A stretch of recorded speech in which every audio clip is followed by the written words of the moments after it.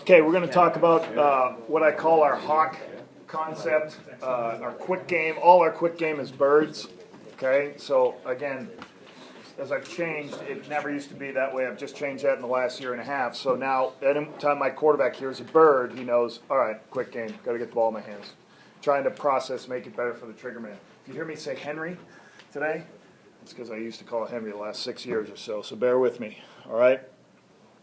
I've run hitches, I think more than other coaches I run into. You know, I talk to other guys who do they run. I like running the hitch game because these are the things I love about it. You can run it from multiple formations and groups. We can be in Ranger, which is 5R. We can be in 2-back and get a picture to look at. We can get big team to get great pictures to look at throwing the hitch. I can be an empty. All right, it's a multi-formational play for us, and it's the same read for the quarterback. You are stretching the field horizontally. Okay, we're going to get, if they're going to have 5 underneath cover guys, we're going to get 6 out.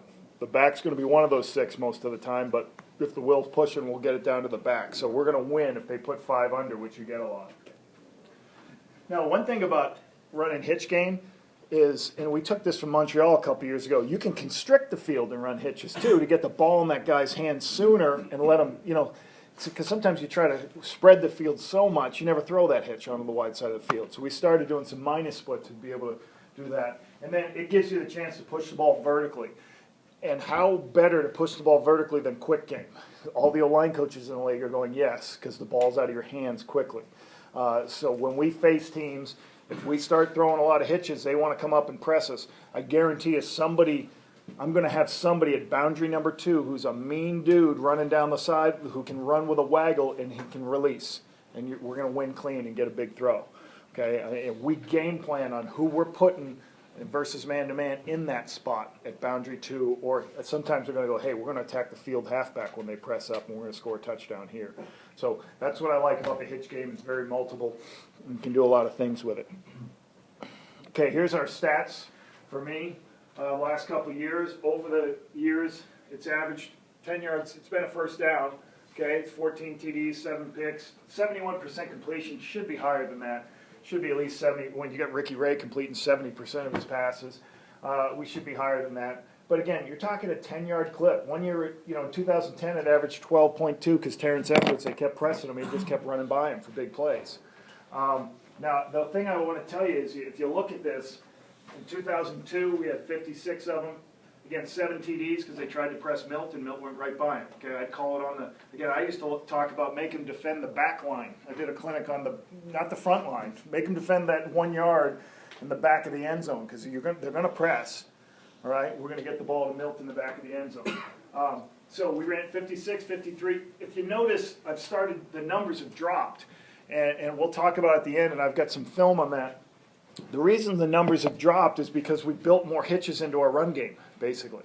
You know, and we've been doing that since, I would say we started in 2008 with Coach Miller and myself. We started doing what we call contour throws, where if we see an advantage, we just throw it out there. We don't care about the run read. It used to be just, hey, read the end, and then we're going to get the ball out, and we'll pull it and attack the edge. Now we've kind of built in either we call alerts to the field and contour throws to the boundary. And that's what everyone's doing in the U.S. now. It's funny. Texas A&M, all the teams, Oregon, you see it's all built into what they're doing. Okay, that's kind of just a review, basically, what we just talked about, how it attacks defenses. Okay, we'll get into some fundamentals of what we teach. The first thing we always talk about, you know, everyone talks about getting off the ball, make sure you're getting off. You want to back that guy up. In my experience, you're not going to back a guy up too hard. So the biggest thing we talk to the receivers about, you're driving off the ball with speed, but you're under control. You can't be so fast. You're going to break in like 4 steps. So be under control, but be fast. We talk about a depth of 6 yards.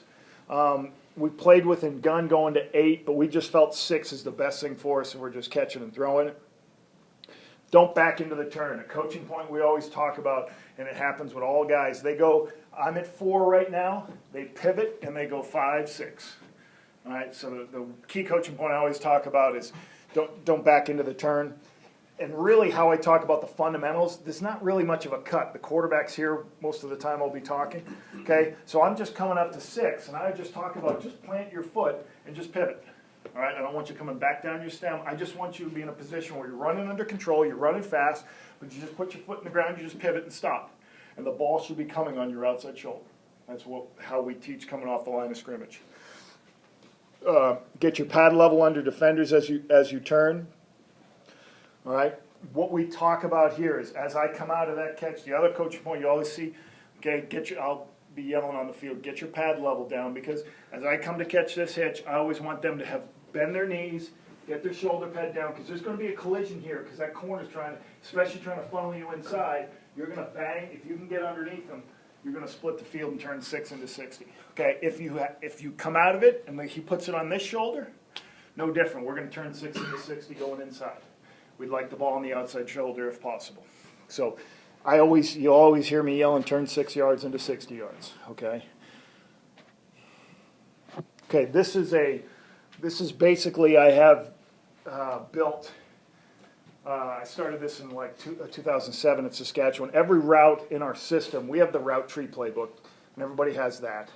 But there's too much information for, here, this is what this route is. So I kind of broke it up, and I have basically every route in our system, I have kind of a route tree manual. So every route we have, it has how do you do versus free release, how do you do versus cut, what do you do versus press. So for everything we have in our system, it's about 15 routes, and it's a good thing to hand out the first day to the receivers, because they're studying that, okay, what goes in tomorrow, what routes go in. So let's talk about it. Vertical stem versus a free access player, free release. Okay, vertical stem to a depth of 6 yards, have your weight forward, knees bent, plant off your outside foot, snap head and hands around. Again, you're just planting off your outside foot and turning.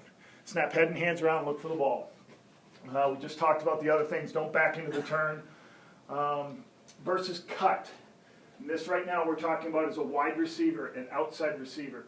Outside release and run a fade. You must outside release and find the zone area between the cornerback and halfback if there is one. Stay within 5 yards of the sideline. So we have to give this kid a rule, okay? Because you always get that gray area. Coach, I wasn't sure. The guy was at 8 yards. He was at 7 yards. Did he back up at all? No. Then go through. Guys at 7. Well, I thought it was up to 8. What did the halfback do? You have to kind of tell him to read both. Defenders did make a decision on what to do, but if the corner's at 8 yards and he backs up, you go ahead and run a hitch. Okay, versus press. Okay, step inside, then release outside the DB and run a fade, stack back on top of the DB and give yourself at least 6 yards room to the sideline if you can't stack back on top. Okay, I'm going to change that to when I talk to you about it. I'm going to draw all these up in a second. The only guy I give inside release privileges is the X. If you're in a 4x1, all right, I never want any of these hitches inside releasing to a free safety, a half-field free safety. The only guy who can do it is the X. He can widen his ass. If you widen him to 5, then you can come back inside of him. Okay, here's the same thing with a slot. It's really, same issues here. He's doing the same thing versus press. We're going to stack back on top of the defender and go from there. One point of contention for you guys coaching slots, I don't talk steps, I always talk yardage. Just because I don't want to be telling the wideouts one thing, the slots another, we talk 6 yards. Because half the time these guys are going to be 3 yards behind the line of scrimmage. So we always coach in quick game. We give them, try to give the receivers 2 grades. I give them a grade for their motion and where they are in the line of scrimmage. So if a guy may be hitting it hard and fast, like we always talk about vertical motion and attacking the line of scrimmage, guy may be going 100 miles an hour, which is a plus, right? But then if he's 4 yards in the backfield on a 6-yard route, that's a minus. So we give him a motion grade, but also a location grade. And I don't do that during the season, but I do that in training camp with the young guys, try to educate them how important it is, utilizing motion. Okay, so let's start looking at some pictures here.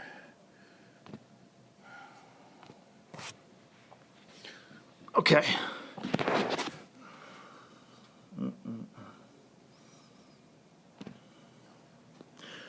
So I'm going to put a background up that I put in here.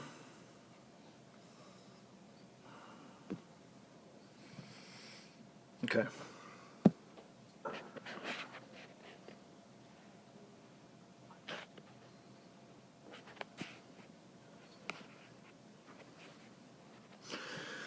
Okay, so let's start talking through what we're going to be coaching.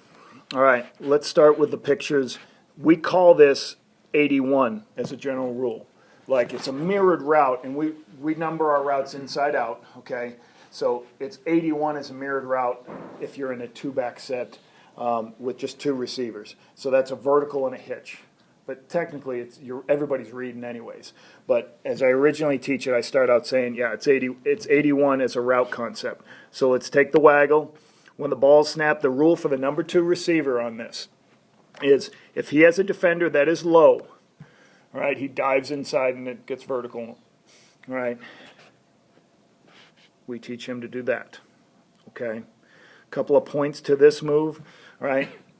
As a general rule, we always talk about low player, you're inside releasing. He has one caveat to that I'll get to in a second, but as a general rule, if there's a low player, you're diving inside. Now let's talk about how they run that. How we want that run, okay, is depending on if the halfback's here, inside position, he is going to angle towards him, and if he can get inside, great. 9 times out of 10, you're not. You're going to go vertical. What have you just done? You've just pinned the halfback away from the throw outside. Okay. Everything we try to do is create space on the football field. With the width of this field, we're always trying to, our releases are trying to get people open and protect people. All right. So that's a nice picture, easy picture for the slot. Here's a picture that gets harder for these guys. Guy lines head up on them. And here's what all my guys want to do. They want to dive in. They want to dive inside and then come upfield like this. Because they go, well, coach, you want me to get inside that guy, right? But what the first thing we talk to our quarterbacks about when we install this play, okay, is this. Throw vertical when you get the opportunity. All right? You'll see Buck was pretty good at it. God, on the cut-up, you're going to see he saw it all the time. He missed it. You know, he missed a couple of big-time throws. Darian hit it in 2008. Everybody's expanding. He hits the vertical, back for a 30-yard touchdown against Montreal. Remember Wes Cates? I remember it like yesterday. Okay, the first thing we teach these guys when we're throwing our hitch game, hey, if they give us vertical throws, get the ball upfield because we'd rather guys. Again, the key to us in pass game is we want to throw the ball when the defense is most out of position and let you run with the football compared to having your back turned and letting your guy catch the ball and the guy hits you. All right. So if that is our number one premise of what we're telling the quarterbacks what to do, okay, we have got to make sure these guys understand how to run the route.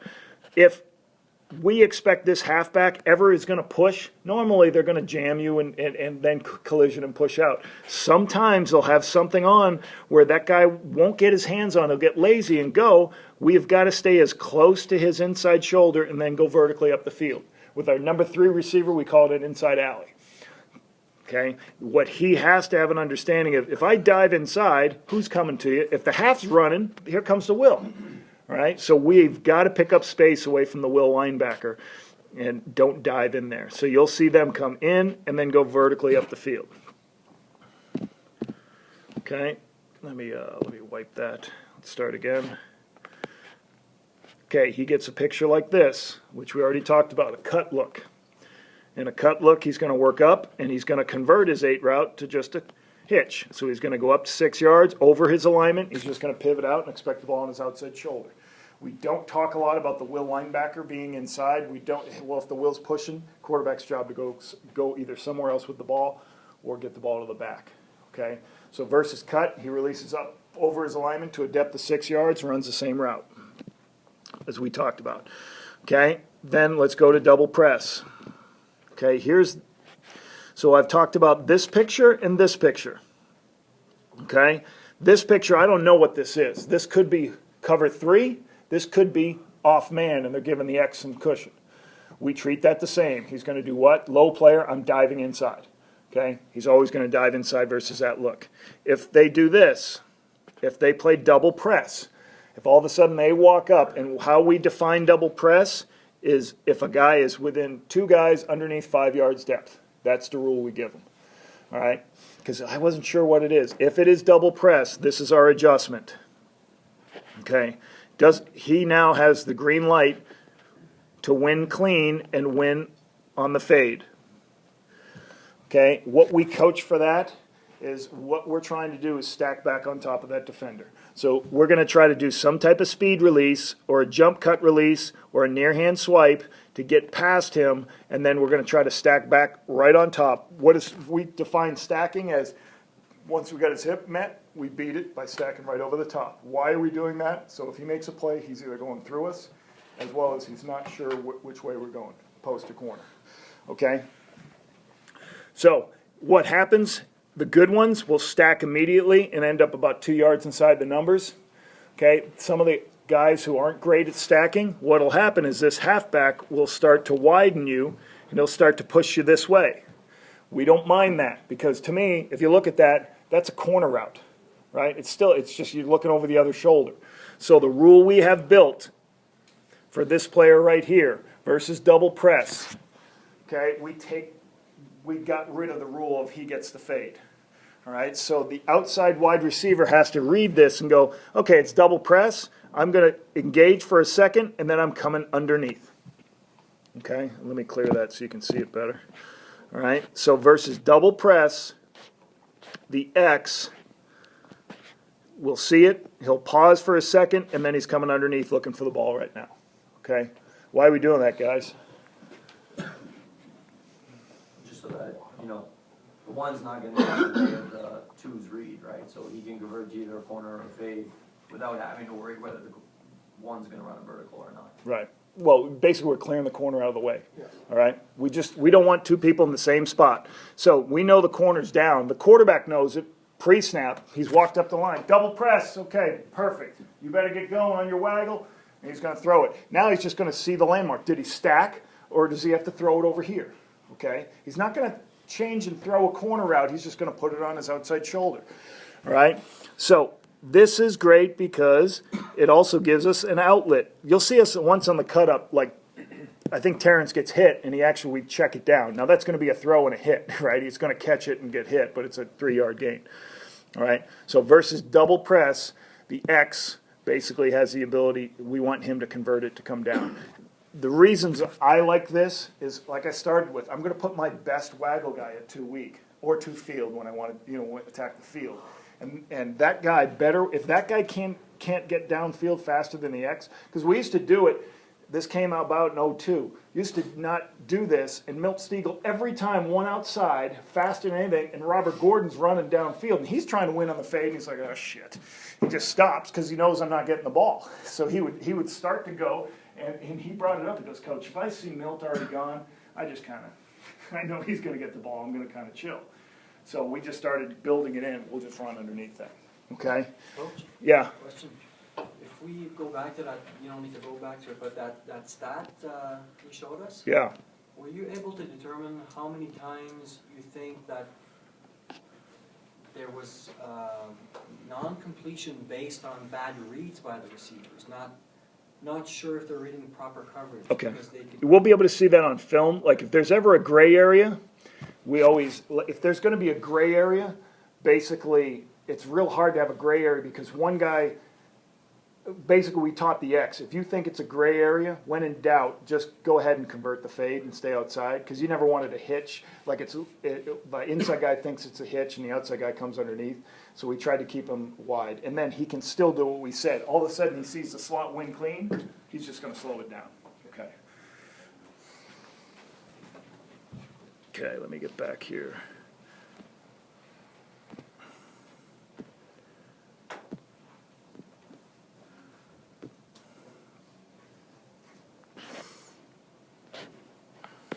Okay, talk about the field. To the wide side of the field and then. No change here. Same rule. Much more important to the field. They have an understanding of what's happening here because you can't tell man or hold to the wide side of the field. So we're going to dive inside and then get vertically up the field as soon as possible. Okay, we're going to run a hitch at 6 yards in this picture. Okay, and then let's talk about this route here. This we call an inside alley. Basically, we're going to work over our alignment, and in this picture right here where I'm going to change where I got the Sam. Okay, where I've got the Sam right here, normally he's lined up just inside of 3. We're going to have him attack his leverage, and if he can get inside and pin him and go vertically up the field. If you can't, go ahead and do what we did in the other picture. You're going to work upfield right here, and you've pinned the Sam anyways. Okay? That's what we call an inside alley from that player. Let's move this Sam linebacker over here. If the Sam has started to expand, same philosophy we talk about. You widen him, but you go right through his inside shoulder. Because I don't want to see a situation where he's running and all of a sudden we run into the MAC when the quarterback wants to hit you on a vertical. You're going to see some clips where even the Sam isn't even, the Sam's a high player. They played what we call 4-week, and in the frickin' slot just steps down right to the mic when he should just release vertically and you should just hit him the ball, give him the ball right now. So a lot of teaching's got to go into this kid understanding it's an alley route once you get inside the Sam linebacker, and that's why we call it that. Okay? The other point I always talk to this third receiver goes, I'm never going to get the throw. He had better clear through and get vertically up the field, because if you do hit one of those verticals in zone, you got to move the free, you'd hope he at least gets the free safety's eye. This is 3 steps, so I don't know how far downfield, but he's got to make sure, like, he's going to try to help if you throw some of the conversions, right? If you're going to throw the fades downfield. Okay, so there's a hold picture. This could be loose man, guys.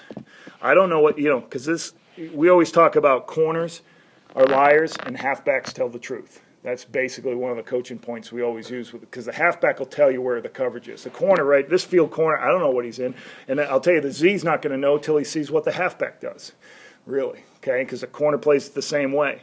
So his rule is, I'm going to dive inside, go vertical, we're going to leave the hitch. We're going to create space, because this halfback should, in zone structure, get his hands on him.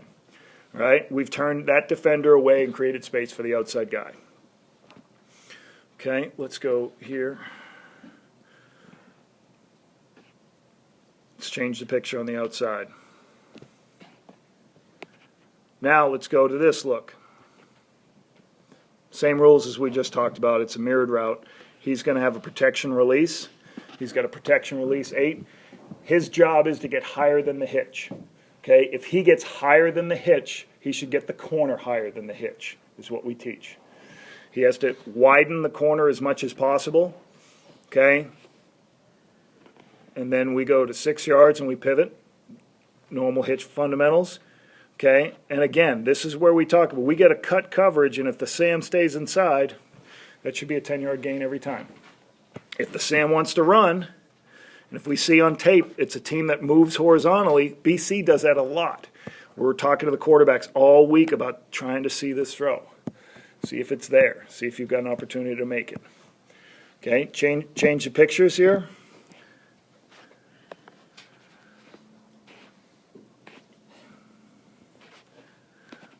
I attack the line of scrimmage. Okay, then I'm going to win clean. And I'm going to try to stack right back on top to about 3 yards outside the hash. I'm going to take a 1, 2, 3 and come underneath. I used to teach this to the field. They could convert because they're never going to bump into each other, but I just changed it to make it more consistent. And then you get the guy winning right here. Okay, that's pretty much, it's a pretty simple concept. That's all we're doing with it. Okay, let's talk about here.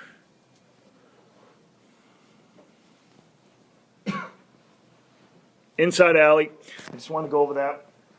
Okay, there's the picture we have. Those are the 3 looks I try to teach those guys from the start. You're trying to get inside, then vertical. You're trying to go vertical. You're trying to get vertical when you can. We'd love to get you that ball whenever possible, because we want to throw vertically in the hitch game. It's the first thing we're trying to teach the QBs. All right. Quarterback reads and rules. We're taking the best direction, softest and shortest corner. So he's coming up. He's going to get a pre-snap read of what he's doing. He's going to make a decision of, okay, all right, where's my best matchup? First of all, I'm checking into the boundary, because do I have the throw to the boundary? All right, that's going to be the softest and shortest potentially. Okay? And then he makes a decision based off that. One thing we try to do is we confirm it in the post-snap. So we've made the decision, I'm going here. Okay, as he gets that ball and gun, his eyes have to go there to confirm what happened. Okay, and we basically, when we throw hitch out of gun, we just do what we call a punch step and plant step. Okay, so open crossover, plant, and 3-step. 5-step is open. You have 3 crossover. You have open crossover, then plant. I've just changed the last couple of weeks of saying the plant step is going to be basically my stance arrow. So everything when I throw, I talk to the quarterbacks about getting your stance arrow, which is you got to get perpendicular to your target, right? So now all I'm going to say in gun, I just say we always take a quick punch step, and that just helps us open our hips a little bit. We started this in 08 with Darian, and the guys seem to like it. It's just a little. Some people are balanced, and they take the ball and they flip. It's just not a comfortable thing for me. I like always taking that little step, and it also lets me gauge if the receiver waggles off. That's the other big thing I think in our league's a little different than the U.S. You see everybody in the U.S. just pick it up and turn. Henry Burris picks it up and turns. Drew Tate does a kick step. Calvillo does a kick step. We do a kick step, and we just call this is our punch step. You don't even have to have the ball before you do this punch step. We punch and plant to where we're going with the football. Okay? And versus press man, let's talk about what we're doing. We change it now versus press man. We want to find the tightest technique. All right, obviously we want to get the guy who's closest to the line of scrimmage, or we're going to take the best matchup, right? I was going to find where Terrence Edwards was, or Milt Stiegel was, or Weston Dressler was, and get the ball to him versus press man. Okay, versus expanding underneath coverage, look inside out, and let's draw a couple of those to take a look at it. Okay.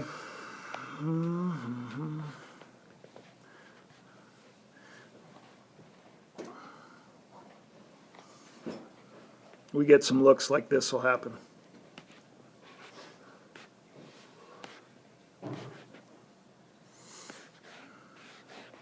We were playing Edmonton a couple years ago, and we just kept hitting them to the wide side of the field. And then they just started doing this, running him like hell out there, just avoiding 3 and running right there, and we just talked about that. They've got everybody pushing in that direction. So if we start seeing game plan-wise everybody running horizontally, we're going to think about the vertical throws. We will tell them, hey, listen, we've hit them 3 times to the wide side of the field. I know softest and shortest into the boundary, but make sure we get the opportunity to hit them right up the seam. This throw right here, I've seen it maybe twice in the last 2 years. It doesn't mean I'm not going to coach it. You still got to coach the fundamentals of the scheme. All right, we're going to try to get up inside if we can.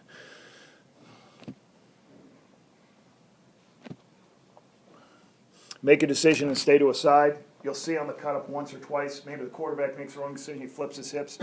Man, you're going to hold the ball when that happens. You're going to put yourself in a position to get sacked. We try not to flip sides. Versus cut coverage, the width of the linebackers. This is probably the biggest mistake guys do, or at least the guys I've coached. Let's take the boundary contour, because you're going to get this picture a lot. You're going to get a will inside, a corner, a halfback. Let's take that week. You get a lot cut into the boundary, right, in zone. If somebody's playing zone, they're going to have a cut corner there. Well, here's what's going to happen. This should be an automatic throw all the time. You should be able to hit that all day unless one thing happens. And that one thing is they do this.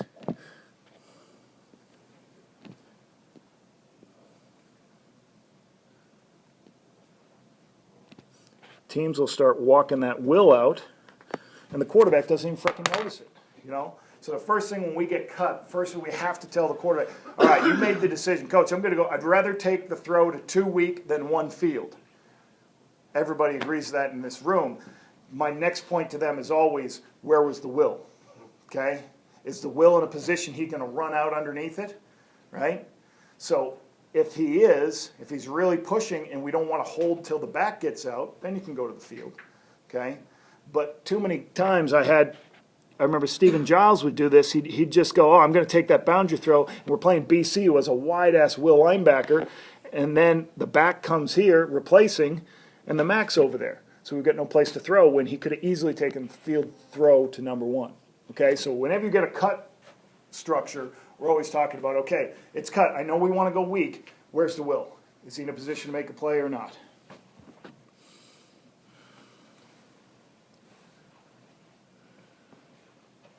Okay, here's a couple of pictures.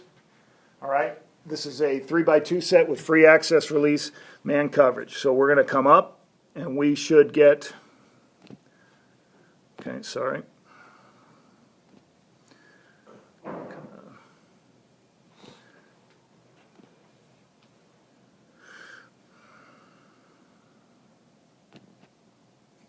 Bear with me, my guinea pigs, my first try with this. Okay, free access man. So again, I'm in PowerPoint to talk about Doceri a little bit. I've just started drawing on this PowerPoint presentation, right? Anytime you saw that field come up, I created my own custom slide to insert into the PowerPoint. So right now I can draw right on the PowerPoint, which is something I've never been able to do, okay? So let's take a look. Free access release. Both corner and half are high. They're both going to go up to 6 and pivot. That's an easy picture for all of us, right? Number 3 to the field should be looking for the ball immediately. Okay, I doubt we're going to take that throw, how low the Sam is, but again, he's a high player playing off. You don't have to dive into anybody. That's the thing you have to teach your guys, because sometimes that throw will be there. I don't think it's there in that picture. You should get a hitch here. You'll get a hitch here. Again, everybody playing off, you get a good opportunity to take this throw. He's probably going to go into the boundary. Okay, go to the next slide. Okay, hold cut. Okay, we call coverage to the field first, to the boundary second. I am an empty here. You see a 3x3 set. So the rule, once we go to empty, the only change is, we now have the tailback also runs an inside alley. So he's diving inside the will linebacker and getting vertically up the field. I said earlier, we played Montreal a couple years ago, and we're in no huddle. Darian's calling it. He calls empty hitch. We had talked all week about they don't push very well to the boundary. Well, what happened is the will push like hell, and the Mike starts to move, and he doesn't, and he hits Wes Cates for about 15 yards downfield. But again, always when we're talking to those guys about throwing vertically, I can guarantee it, when we hit one of those throws, I can show you clips upon clips of the free safety never making the tackle. Because Wes Cates gets the ball in space before anybody can react, and he's now on the free safety. He makes a miss. It's a 30-yard touchdown. So, throw the ball vertically when you can. So in empty, it's now mirrored totally. We have inside alleys on both sides with the hitch reads on the outside. So in this picture here, we're going to get a hitch here. We'll get a protection release and go. He will attack that leverage and dive inside. He will probably go inside of that, and that will probably hitch. When in doubt, we tell the guys to run through it, especially at the slot position, just to help clean it up for the quarterback's decision process. Okay, here's a 2-3 set. So 2 to the field, 3 to the boundary. We wanted to attack the field halfback this game. We know this team liked to press a lot, so we called, instead of ace right, we called ace left. Doesn't really affect free safety as much, but it affects me because I got Terrence Edwards now at 2 to the field. Okay, so I had formational-wise, I put him there. Now, the pictures you're going to see, it's really hard to see the number 3 receiver. He is, especially when I go by him, he is in here, vertical. All right, here's a cloudy picture here. I know this is man, but these guys just got to follow the rules. That should be a cut look for them. I know it's man coverage, but he's not going to convert. He's going to go ahead and sit down because he's playing off man. So what he has to do is has to have the understanding that I'm not going to break in there. And that's kind of our override rule. He should take a look at that. Guy's not high. We don't have 2 people within 3 or 4 yards of line of scrimmage. You're going to protection release and convert. That's what should happen. Now, out to the wide side of the field, Terrence is going to be attacking vertically. He's going to lean on that defender, and then he's going to break outside and try to win clean. We're going to get this action coming underneath. And I always talk to the inside alley guys. Your job is to screen downfield so that free safety can't run like hell, but run real fast to Terrence Edwards. That's the point we're trying to make to the inside guy. When you say you knew it wasn't man, how about your players, like with the wide receiver there, did he know? To the boundary? Yeah. I don't know if he knew, but he knows the structure. Okay. If you just follow your rules, are there 2 guys double press? No. Then convert it. It looks like cut. It's man. Then follow your rules. Your rule is if there's 2 people press, you come underneath. If there's not, stay outside. You've got a low player in your face, convert it. Okay, here's another set, 2-3 set. We have press man again. Okay, now we're going to get a win here. Okay, he's going to see that. as a low player. That's a little bit of a gray area, but I think he should see that because it's under 3 yards. Okay, we'll get a win here. We're going to pin him with that route so we can throw this fade. To the boundary, we should get a win clean and a guy coming underneath. So now we're just kind of middle of field, 2-3 set, press man. Again, come get us. That's Montreal, that's Calgary. Okay, minus split. This is when we start bringing our splits down. In a 2-3 set, we try to put him about 2 yards inside the numbers. When we say minus, he should be 3 yards outside the hash mark. There's Keto Pulgo there. Why do we do that? So we can make that throw to the outside, right? So we can throw it to the, get the field corner to make a tackle. So, and I might take it in. I might take it in at the high school level even more. I know some teams will put, if we're in a 1-by, if we don't have another receiver there, we play the game out on the hash mark. So if we only have one receiver, we'll run a hitch with him on the hash mark to make that field corner do something. Okay, same rules. Should be easy. You should get a hitch here. Damn it. Okay, you should get a hitch here. And a hitch here. We're going to work up, dive inside. We should get a hitch here. He will convert it and go outside. Okay. Let's go watch some film and then we can come back. Pause this.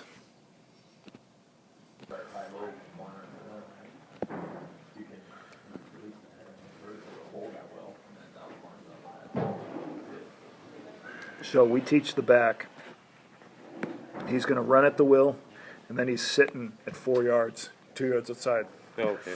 So what happens is if the will is in this spot right here, and the will pushes and expands, and you get caught, the mic's probably coming too, and that's where you get caught sometimes. But we're going to try to push that. But again, if we start seeing the will out here, that's when I'm going to tell them. Because most teams playing cut into the boundary, they play hold to the field. Take this throw. If they've really kicked everything to the boundary, and we only got 2 receivers, go to the field. Okay. No. Okay, and if I see a lot of that, you go to empty to control that. Yeah. To control that will linebacker ourselves. Yeah. Okay. He'll dive inside. We'll take that ball if the guy's way out there. Yeah. Or we'll start going to empty to control. Okay. No. Yeah. And you just dive in and then just hold him, right? Yeah. Getting him because the ball's out quick, anyways. Yeah, exactly. You still living in Winnipeg? Yep, still living there. So this is year 2 for you, Ryan? Yeah. So any chance you want to help out with us a little bit? No, I'm too busy, man. Not like full time, but I mean just like every once in a while at like a camp or something. Yeah, sure. Yeah. Yeah. That'd be awesome. Yeah. Or even if I could maybe even sit down with you sometime, even just for an hour, and just Sure, yeah, give me a call. give you a couple pass concepts or Is something. Mackie with you? No, he's with Liza. Yeah. I'm trying to start working with Buck in a couple weeks. Yeah, Problem he is was finding out a- at dark, you know. I know, 2 weeks ago I saw that. Problem is finding, like, when do you get the facility? When do you get the soccer facility? Where were you that day? We use the golf dome. Or Golf dome? Yeah. Yeah, I'll have to call you to Just see. the horrible 7 a.m. to 9 a.m. workout. On weekends only? Yeah. We just do it on Saturdays.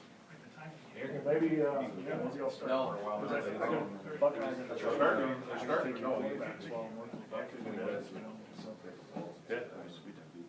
Yeah. I mean, we'll. Thanks.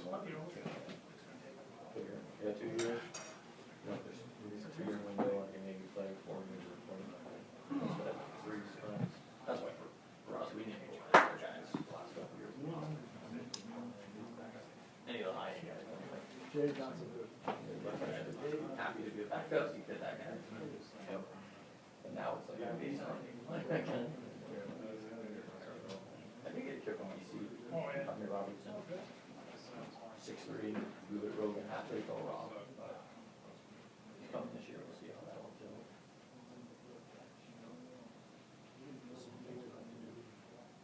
Do you guys in Alberta, Jay, know that you can throw the ball? We're still lining up in 7 Well, if you're in southern Alberta, you don't do it because it's too windy. Too big. Northern Alberta, you don't do it because it smells. You just resigned.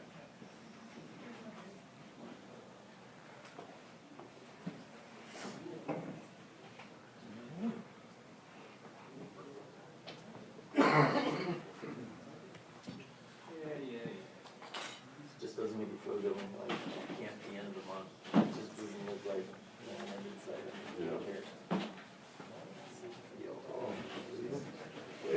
sun's up. He's got through December, January, where it was dark at 3:34.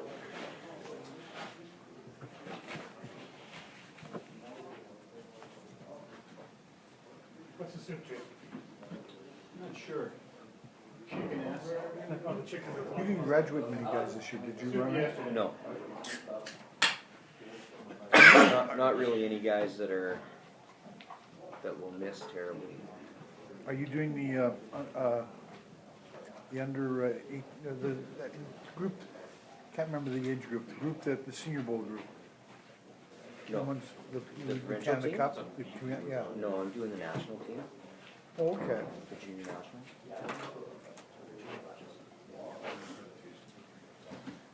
That's good now. Where are they going?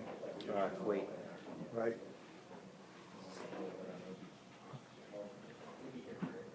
When you had a group with them, you were in San Antonio? Dallas, at Arlington. Oh, right. That was a couple weeks ago. Yeah, and the Canada Cup kids were there too, the all-star team. So, my son Peyton was down there. It is open? Okay. Yeah, that's why when that door opens, you open it.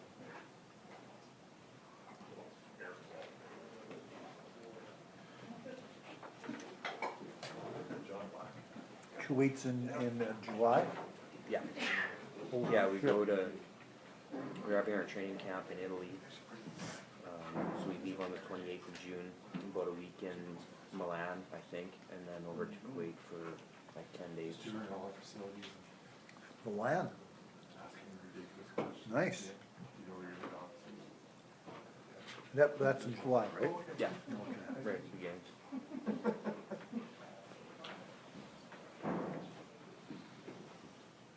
Yeah, and I think. Now, I'm what have gonna- they set up in Milan, just a camp, or is there an Yeah, that's just our, exhibition game? no, it's just our training camp, because it's cheaper to do it there than to fly everybody from all over Canada to one location and then fly everybody again over to Kuwait. It's cheaper to just fly everybody straight to Milan and. From wherever they are from? Yeah, exactly. Get them overseas, and then go from there. Yeah, plus it'll be easier with the time change too. But your accommodations wouldn't be any cheaper? No, probably not. Probably it's the transportation more mainly.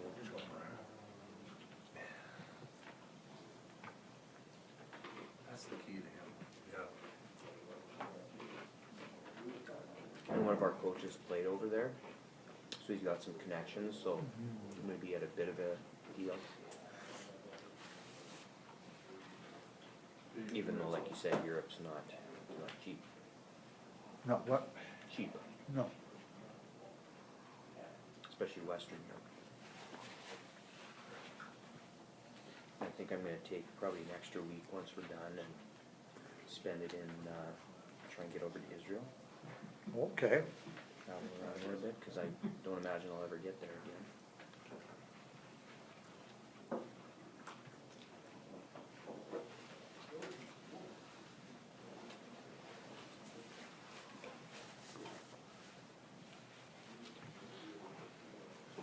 So you do that after the competition's over? That's my plan. Yeah, that was I was thinking, I'm trying to decide before we do the D&D reunion thing, when I'm in Europe in September, like we're going in August, now we try to decide where do we want to go. And we both wanted to, and it was always something we wanted to do when we were there, to go to Greece, but we just couldn't afford it. And the only way we ever traveled was by car. Oh, yeah. And the only way you can get to Greece is through Yugoslavia. Well, when we were there was Yeah. all that outfit, we couldn't go. They wouldn't let us travel there, especially with us because their passports were Canadian and they're military. Well, holy shit. It was red flag, so we couldn't go. Eastern Europe, though, I think it's quite a bit cheaper and, not as westernized and stuff. Like if I was going over again, I'd go Eastern for sure. Like I love Czech Republic and Slovakia. I'd love to go to kind of the Baltic area, That's nice in there too. yeah. We decided we'd do some, cause we have to get back, travel back rather than, that was another option I thought about, we thought about as well. Is going up through that area we hadn't been and working our way back up through Poland and back to Berlin and, cause we have to wind up in, by Cologne. Oh, yeah. Cause I had an uncle there. We have to wind up there in Something that we the haven't middle of really, September. haven't played around with. But the other thing we really loved was the French Riviera Mhm. and northern Italy. That's what you started So talking about, I started talking about. from, we're gonna go to Greece and then from Greece, we're gonna spend a week in Greece. Twigs, super advantageous, right? Yeah. And that'd be our kind of relaxing thing. We're just gonna vegetate around the islands. Gonna go to Smilos, yeah. Yeah, that's what we're gonna do. So we'll just relax and not to level up and see a few things, be around some water and all that kind of stuff, which we always like and we won't be doing this year until we do that. Then we'll fly up to Milan.